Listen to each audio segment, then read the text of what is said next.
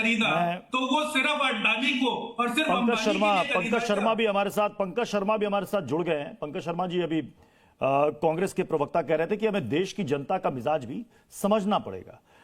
इसी साल फरवरी में इंडियन ओवरसीज कांग्रेस के अध्यक्ष हैं सैम पित्रोदा, उन्होंने कहा था कि मुझे नहीं पता कि चीन से संबंध नहीं बनाने का क्या लॉजिक है। उन्होंने कहा कि दोनों देशों के बीच में संबंध और सहयोग बढ़ना चाहिए। इसको लेकर उस वक्त काफी बवाल हो गया था। आज वही कांग्रेस कह रही है कि साहब ये क्या कर रहे हैं आप। देखिए, मेरा मानना यह है कि ये अच्छी बात है कि चीन से संबंधों को सुधारने के लिए हमारे प्रधानमंत्री जी इतनी मशक्कत कर रहे हैं। जितने भी देशों से भारत के संबंध दोस्ताना रहे उतना ही अच्छा है। दोस्ताना नहीं तो कम से कम कामकाजी तो रहे ही। तो पूरे 11 साल में हमसे सबसे बड़ी गलती क्या हुई? गलती ये हुई कि हमने गुटनिरपेक्षता की, तटस्थता की, सबसे समान नजदीकी और समान दूरी बनाए रखने की अपनी विदेश नीति को ताक पे रख दिया और देश को अमेरिकी खेमे की गोद में बैठा दिया। उसी का खामियाजा आज हम भुगत रहे हैं। इन पिछले पूरे प्रसंग में सबसे ज्यादा जो चीज एक्सपोज हुई है वो है भारतीय विदेश नीति की इतने वर्षों में चली अपरिपक्वता। आज ये कोई छुपी हुई बात नहीं है कि हम भी चीन की तरफ मित्रता का नया भाव इसलिए दिखा रहे हैं कि हमें अमेरिका को उसकी आर्थिक करतूत का जवाब देना है। और चीन के चेहरे पर भी जो नई मुस्कान है वो इसलिए है कि उसको लग रहा है कि भारत अंततः अमेरिका की गोद से तकरीबन बाहर आ गया है। लेकिन भारत चीन के बीच ताजा सद्भाव की ये जो तात्कालिक जरूरत है, इससे भी अगर हमारे बीच नए संबंधों की थोड़ी ठोस आधारशिला आकार ले ले तो भारत के लिए भी सुखद होगा और चीन के लिए भी। मैं ये नहीं कहूंगा कि अमेरिका ने भारत को धोखा दिया है। ठीक है, तुम भारत की विदेश नीति फेल हो गई, मुझे लगता है कि ये बहुत वाहियात तर्क है। गुट निरपेक्ष आंदोलन ने हमको इतना बड़ा सबक दिया है कि एक मिनट प्लीज, अब आपको मैंने बोला नहीं, प्लीज आप हमको विदेश नीति में समझाइए, हम पढ़ाते हैं इसलिए आपसे ज्यादा प्लीज बोलने दीजिए। भाई आप पढ़े लिखे पत्रकार हैं, मुझे बोलने दीजिए।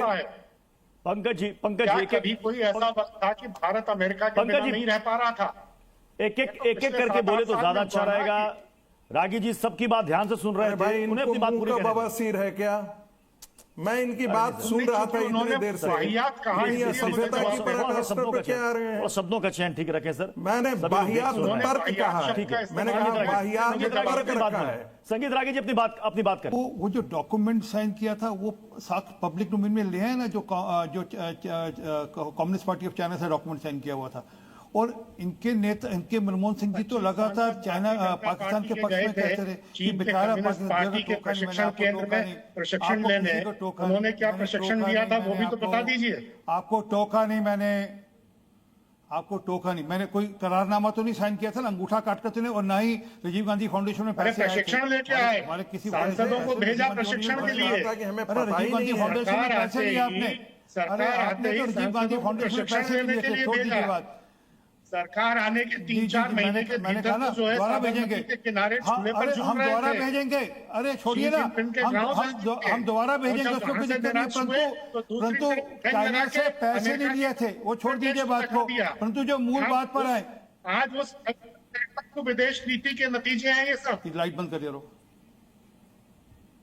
पत्रकार मैं असल में देख नहीं पाया। ये पंकज जी बोल रहे हैं क्या? जी पंकज शर्मा कह रहे हैं।